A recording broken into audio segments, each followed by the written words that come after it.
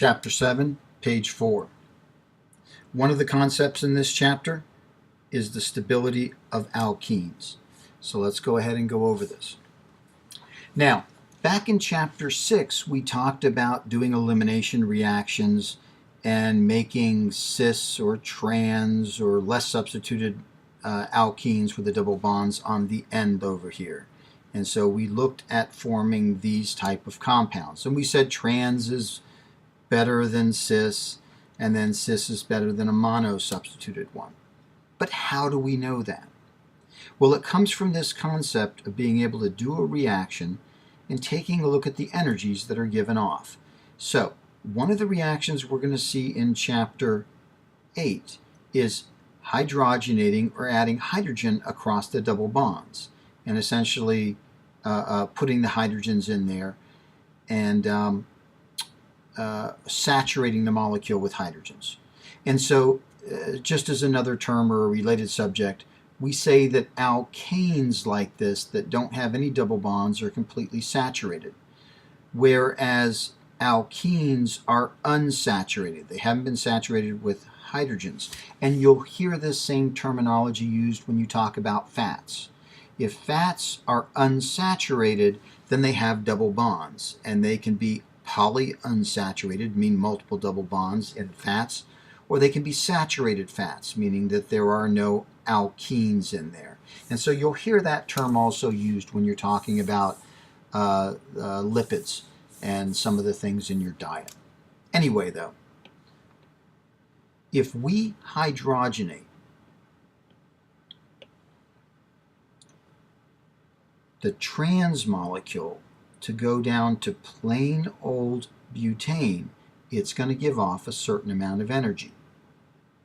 If we hydrogenate the cis double bond, it will give off more energy to get to the same point.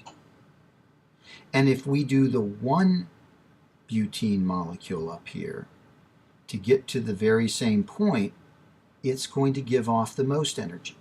So we can go over to here and be able to think about what that means. And what it means is this. The trans molecule gives off the least amount of energy to go to the same level as 1-butene. The cis gives off more, and the 1-butene molecule gives off the most. Therefore, the trans has to be a lower energy molecule to start with if it's going to give off the least amount of energy going down to the same point. So one of the ways that we know how molecules are stable is to look at how much energy they give off. The more unstable molecules tend to give off more energy when they react, and the less the more unstable molecules give off more energy, and the more stable molecules end up giving off less energy to get to the same point, 1-butene down here.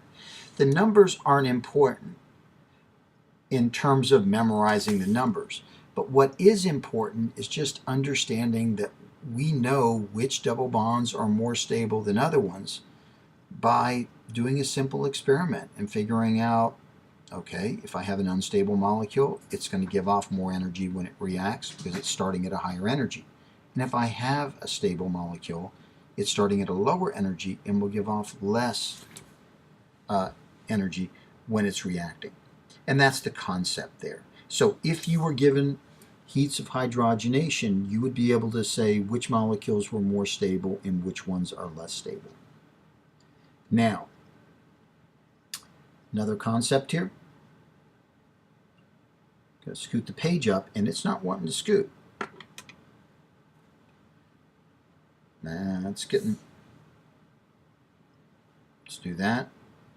Come at it like that. There we go. Stability of cycloalkenes.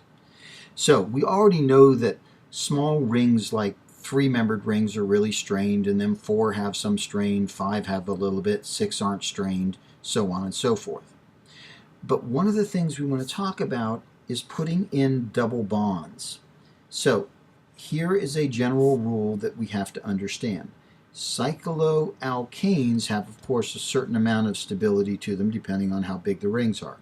But cycloalkenes, when they have a double bond, well, that double bond is going to put limitations on the molecule.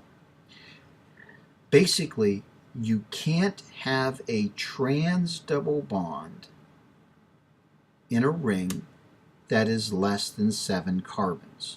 So this molecule here with 6 carbons in it, 1, 2, 3, 4, 5, 6, is actually, I can draw it, but it can't really form. So just because I can draw it doesn't mean that it can form. The bond angles, having a trans double bond in a 6-membered ring, are impossible. 7-membered ring is marginal stability. What that means is it really doesn't want to form. You can form a trans double bond in a 7-membered ring, but it really doesn't want to. When you go up to 8-membered ring, 1, 2, 3, 4, 5, 6, 7, 8, then you can get stable molecules in 8-membered rings with a trans double bond. 7 can barely form. 6, no.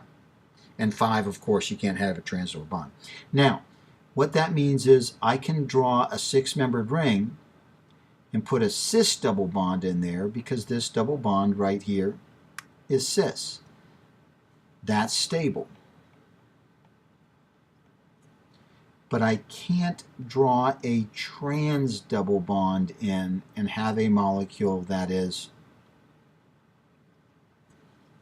in any sense real. 1, 2, 3, 4, 5, 6. Basically not stable or impossible.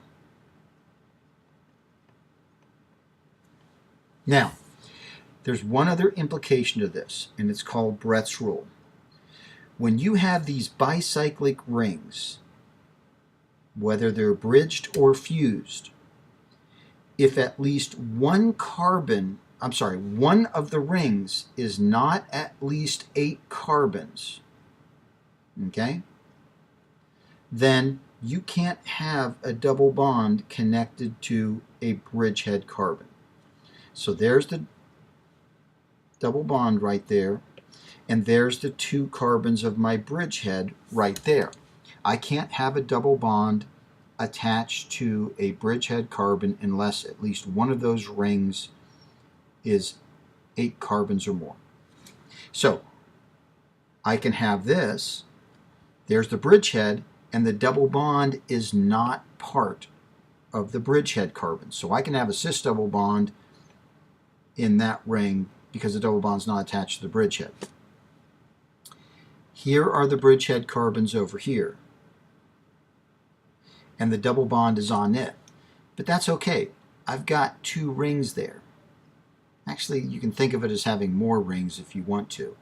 But if I take a look, that's the trans double bond. And if I go around the outside of this thing, there's actually 10 carbons if I count 1, 2, 3, 4, 5, 6, 7, 8, 9, 10.